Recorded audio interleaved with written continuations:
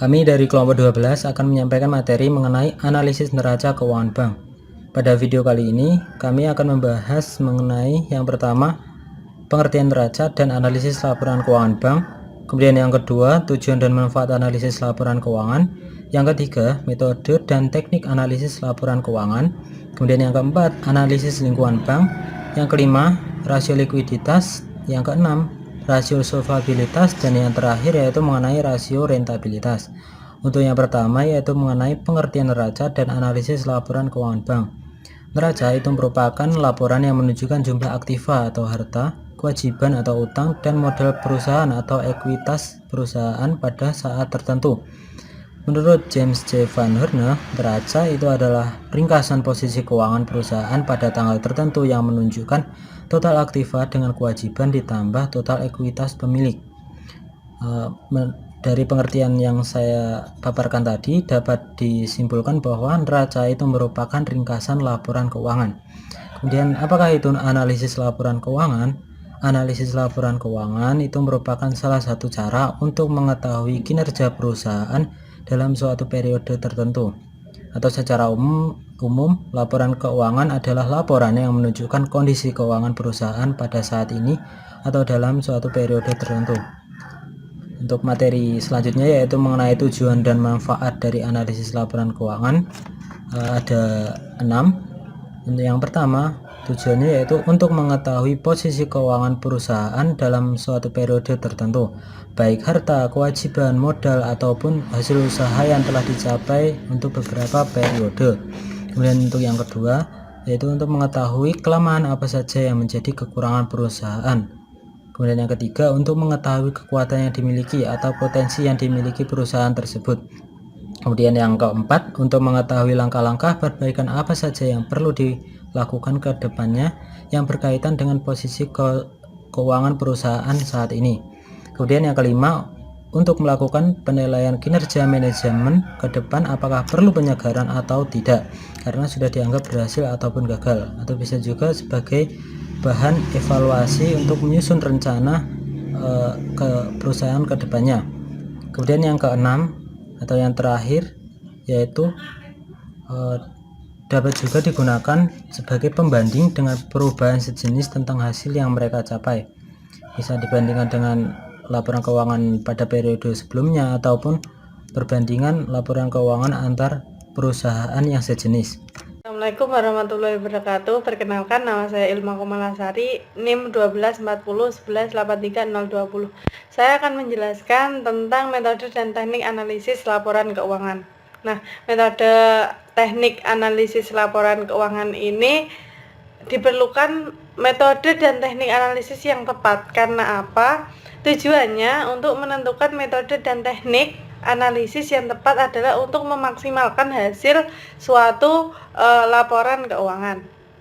Terdapat teknik dan analisis keuangan ada 6, yakni ada metode komparatif, ada trend analisis, ada metode index time series, ada rasio laporan keuangan, ada likuiditas, ada common size financial statement, dan yang terakhir ada analisis sumber dan penggunaan kas dan dana. Yang pertama ada metode komparatif. Nah, metode ini dengan memanfaatkan angka-angka laporan keuangan dan membandingkannya dengan angka-angka laporan keuangan lainnya atau laporan A dibandingkan dengan laporan B. Nah, yang kedua ada trend analisis, adalah rasio suatu gambaran situasi perusahaan pada suatu waktu tertentu, dan dari gambaran ini sebenarnya kita dapat membayangkan kecenderungan tren situasi perusahaan di masa yang akan datang melalui gerakan pada masa lalu. Nah, analisis ini harus menggunakan teknik perbandingan laporan keuangan beberapa tahun, dan dari sini kita digambarkan atau tahu trennya. Nah, tren analisis ini biasanya dibuat dengan grafik. Yang ketiga ada common size financial statement. Nah, metode ini merupakan metode analisis yang menyajikan laporan keuangan dalam bentuk presentasi. Presentasi ini dikaitkan dengan suatu jumlah yang dinilai penting, misalnya aset untuk neraca, penjualan untuk laba rugi. Dan yang keempat ada metode index time series. Nah, metode ini dihitung dengan indeks dan digunakan untuk mengkonversikan angka-angka laporan keuangan. Nah, biasanya ditetapkan tahun dasar yang diberi indeks 100 beranjak dari tahun dasar ini. Nah, dibuat indeks tahun-tahun lainnya sehingga dapat dibaca dengan mudah perkembangan angka-angka laporan keuangan perusahaan tersebut. Yang kelima ada rasio laporan keuangan. Nah, rasio ini laporan keuangan adalah perbandingan antara pos-pos tertentu dengan pos lainnya yang memiliki hubungan signifikan. Nah, rasio keuangan ini hanya menyederhanakan hubungan antara pos-pos tertentu dengan pos yang lainnya. Dengan menyederhanakan ini kita dapat menilai bahwasanya hubungan antara pos yang didapat membandingkannya dengan rasio sehingga dapat memberikan penilaian. Nah, adapun rasio keuangan ada likuiditas, solvabilitas, ada rentabilitas, dan yang keenam ada analisis sumber dan penggunaan kas dan dana. Nah, analisis sumber dan penggunaan kas dan dana ini dilakukan dengan menggunakan laporan keuangan 2 periode. Laporan ini dibandingkan dan dilihat mutasinya. Setiap mutasi mempengaruhi pos lainnya. Nah, sekian presentasi dari saya. Apabila ada kekurangan, mohon maaf yang sebesar-besarnya. Terima kasih. Assalamualaikum warahmatullahi wabarakatuh. Saya akan menjelaskan materi tentang analisis lingkungan bank dan rasio likuiditas. Analisis lingkungan bank di perbankan ada dua macam, yaitu yang pertama lingkungan global. Di tingkat global, perkembangan keuangan dan perbankan syariah mempunyai market share dari masing-masing negara, antara lain negara-negara yang dikelompokkan ke dalam GCC sebesar 42,9%, Iran sebesar 35,6%, Asia sebesar 20% yang didominasi oleh Malaysia, dan Eropa sebesar 2,5% yang didominasi oleh Inggris. Suatu kenyataan yang terjadi saat ini bahwa Bank Islam bukan lagi milik negara-negara yang berpenduduk mayoritas orang Muslim. Namun, Bank Islam sudah menjadi fenomena baru pada negara-negara maju yang berpenduduk minoritas Muslim. Sebagaimana di negara-negara Asia dan Timur Tengah, ekonomi dan keuangan Islam adalah salah satu fenomena keuangan yang juga berkembang di benua Eropa, seperti Inggris, Prancis, Jerman, Belanda yang sangat bersemangat mengembangkan ekonomi dan keuangan Islam. Yang kedua, lingkungan pasar keuangan dan perbankan syariah.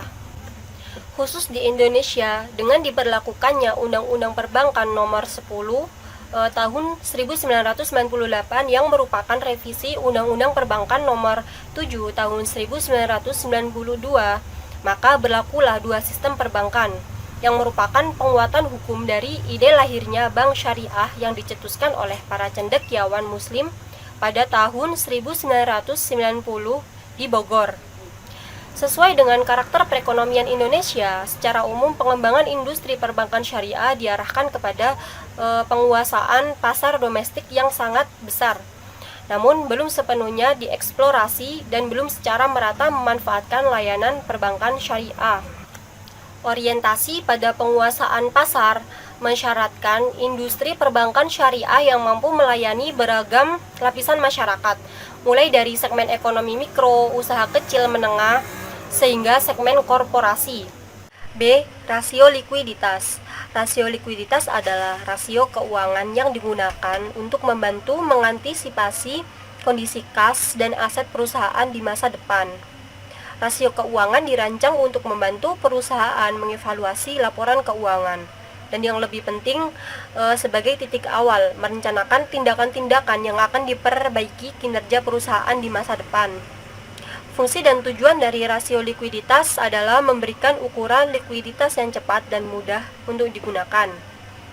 Jenis-jenis rasio likuiditas ada 5, yaitu yang pertama rasio lancar, 2 rasio sangat lancar, 3 rasio kas, 4 rasio perputaran kas, 5 inventory to net working capital. Rasio lancar. Rasio lancar merupakan rasio untuk mengukur kemampuan perusahaan membayar kewajiban jangka pendek atau utang yang segera jatuh tempo pada saat ditagih secara keseluruhan. Rumusnya yaitu current ratio sama dengan aktiva lancar dibagi utang lancar.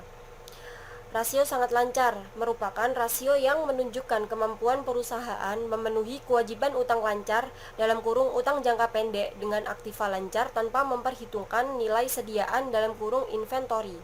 Rumusnya yaitu quick ratio sama dengan kas plus bank plus efek plus piutang dibagi current liabilities.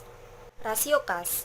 Rasio kas merupakan alat yang digunakan untuk mengukur seberapa besar uang kas yang tersedia untuk membayar utang.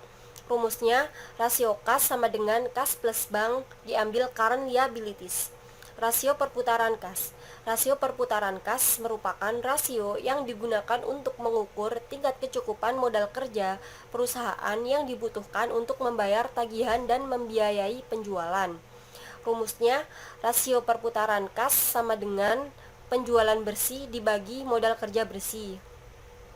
Inventory to net working yaitu rasio yang digunakan untuk mengukur atau membandingkan antara jumlah sediaan yang ada dengan modal kerja perusahaan, yang terdiri dari pengukuran antara aktiva lancar dengan utang lancar. Selanjutnya, rasio solvabilitas. Rasio solvabilitas atau leverage ratio merupakan rasio yang digunakan untuk mengukur kemampuan bank dalam memenuhi kewajiban-kewajiban jika terjadi likuidasi atau pembubaran bank.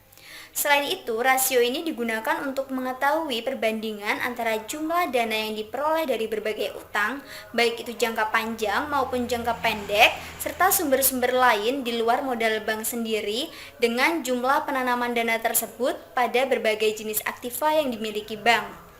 Jenis-jenis rasio solvabilitas yang pertama ada Capital Adequacy Ratio atau CAR. CAR merupakan rasio kinerja bank untuk menunjang aktiva yang mengandung atau menghasilkan risiko. Misalnya kredit yang diberikan. Rumus yang digunakan yaitu CAR sama dengan modal bank per aktiva terimbang menurut risiko atau ATMR dikali 100%.